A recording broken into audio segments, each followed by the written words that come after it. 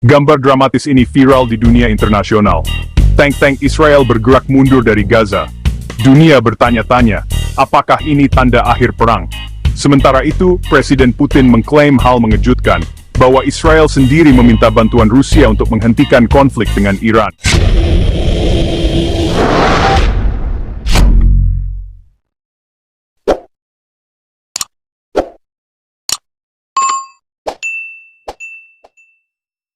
Apa yang sebenarnya terjadi? Mari kita bongkar faktanya. Perang berkepanjangan di jalur Gaza tampaknya memasuki babak baru. Beberapa jam terakhir, pasukan Israel dilaporkan mulai menarik sejumlah unit tempur mereka dari Gaza. Gambar tank dan kendaraan lapis baja yang bergerak mundur jadi sorotan utama media internasional. Di zaman yang serba digital ini, di mana informasi menyebar cepat, satu gambar saja bisa bikin obrolan dan tebak-tebakan di seluruh dunia. Gambarnya nunjukin tank-tank Israel lagi bergerak menjauh dari daerah Gaza yang udah hancur. Gambar ini, yang jelas dan bikin penasaran, udah jadi lambang yang kuat. Buat banyak orang di seluruh dunia, ngelihat kendaraan perang itu mundur, bikin muncul sedikit harapan. Keyakinan kecil kalau babak konflik yang kejam ini, mungkin akhirnya mau selesai. Satu gambar penarikan pasukan ini udah bikin banyak pertanyaan muncul. Tiap pertanyaan makin penting. Apa ini beneran akhir dari permusuhan yang udah makan banyak korban jiwa dan bikin banyak kehancuran? Atau ini cuma jeda sebentar, penempatan ulang strategi sebelum fase baru konflik dimulai? Gambar-gambar yang viral itu bukan cuma foto-foto biasa, banyak laporan dari wartawan. Pengamat di sana juga bilang hal yang sama. Menurut berita dari CNBC Indonesia dan laporan dari CNN Indonesia, beberapa pasukan penting Israel terlihat mundur dari posisi mereka di jalur Gaza. Penarikan ini terlihat terencana dan sengaja, bukan kabur. Citra satelit sedang dianalisis untuk memetakan seberapa besar penarikan dan tempat-tempat kosong bekas perkemahan militer. Warga Palestina perlahan keluar dari tempat persembunyian, dari rumah kerabat tempat mereka mengungsi. Wajah-wajah menunjukkan lega, cemas, dan rasa kehilangan mendalam. Pemerintah Israel tetap agak abu-abu soal tujuan dan luas penarikan. Juru bicara militer menyebut ini penarikan taktis atau transisi ke fase baru konflik. Bahasa itu dibuat fleksibel, agar pasukan bisa kembali jika keadaan berubah. Invasi darat besar mungkin mereda di beberapa daerah, tetapi konflik belum tentu berakhir.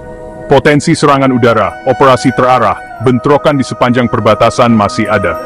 Ini masa transisi yang tidak pasti. Keheningan setelah deru tank diisi dengan harapan dan kecemasan tentang masa depan. Saat dunia masih mencerna gambar penarikan pasukan Israel, sebuah elemen baru yang mengejutkan muncul, melainkan dari Moskow.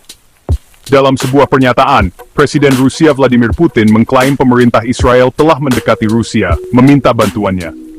Tujuannya, menengahi dan meredakan ketegangan tidak hanya di Gaza, tetapi khususnya dengan Iran. Pernyataan ini tidak terduga dan memiliki dampak diplomatik yang signifikan. Klaim ini mengejutkan karena Israel secara historis bersekutu dengan kekuatan Barat, khususnya Amerika Serikat. Rusia, di sisi lain, memiliki hubungan yang rumit, termasuk kemitraan strategis dengan Iran dan sekutunya, Suriah. Bagi Israel untuk beralih ke Kremlin akan menjadi perubahan dramatis dan hampir belum pernah terjadi sebelumnya. Ini menunjukkan pengakuan bahwa saluran tradisional mungkin tidak cukup atau keinginan untuk melibatkan kekuatan yang memiliki jalur komunikasi langsung ke semua pihak. Pernyataan Presiden Putin segera menimbulkan dua pertanyaan mendasar. Pertama, apakah penarikan pasukan Israel ini secara langsung terkait dengan dugaan pendekatan diplomatik ke Rusia? Apakah penarikan ini merupakan langkah membangun kepercayaan untuk mediasi yang dipimpin Rusia? Kedua, peran apa yang sebenarnya ingin dimainkan Rusia dalam proses ini? Apakah Rusia memposisikan diri sebagai pembawa damai yang netral? Atau apakah Rusia memanfaatkan kesempatan untuk memperluas pengaruhnya di Timur Tengah saat Amerika Serikat dianggap sedang lengah? Klaim semacam itu harus didekati dengan analisis kritis. Deklarasi tersebut bisa menjadi taktik untuk menekan Amerika Serikat. Bisa untuk meningkatkan prestis Rusia sebagai perantara, atau untuk menabur perpecahan dalam aliansi Barat. Memverifikasi keaslian klaim ini kini menjadi prioritas utama bagi badan intelijen dan jurnalis di seluruh dunia. Dunia sedang menunggu konfirmasi atau penolakan resmi dari pemerintah Israel, yang sejauh ini tetap diam di depan umum mengenai masalah tersebut. Saat kita berdiri di tanggal ini, 12 Oktober 2025, dunia lagi menahan napas bersama-sama. Gambar penarikan pasukan ini nawarin kemungkinan titik balik, perubahan dari siklus kekerasan tanpa henti yang udah mendominasi berita utama. Tapi, pengalaman ngajarin kita buat hati-hati. Jalan dari penarikan militer ke perdamaian yang abadi itu rumit, penuh agenda tersembunyi, dan potensi pembalikan keadaan yang tiba-tiba. Bagian 5. Memahami penarikan pasukan, manuver strategis atau tekanan politik. Penarikan pasukan Israel dari beberapa wilayah Gaza bisa dilihat dari beberapa sudut pandang yang berbeda. Kemungkinan besar ada gabungan faktor yang berperan. Dari sudut pandang militer murni, ini bisa jadi manuver strategis yang sudah diperhitungkan. IDF bisa beralih dari mempertahankan wilayah ke serangan berbasis intelijen, pengawasan drone, serangan udara presisi. Dalam skenario ini, penarikan bukan langkah menuju perdamaian, melainkan evolusi taktis konflik. Dari invasi skala besar menjadi kampanye kontrol dan penindasan jangka panjang yang lebih terkendali. Pendorong kuat lainnya, tekanan internasional yang luar biasa. Krisis kemanusiaan di Gaza disiarkan setiap hari di seluruh dunia, menimbulkan kecaman luas, dan seruan gencatan senjata dari sekutu maupun musuh. Perserikatan bangsa-bangsa, organisasi hak asasi manusia, opini publik global. Penarikan sementara bisa berfungsi sebagai katup pelepas tekanan politik, menunjukkan kemauan mengurangi eskalasi, dan menenangkan sekutu utama, terutama Amerika Serikat. Penarikan ini bisa jadi taktik diplomatik canggih terkait negosiasi rahasia yang diisyaratkan oleh pernyataan Putin.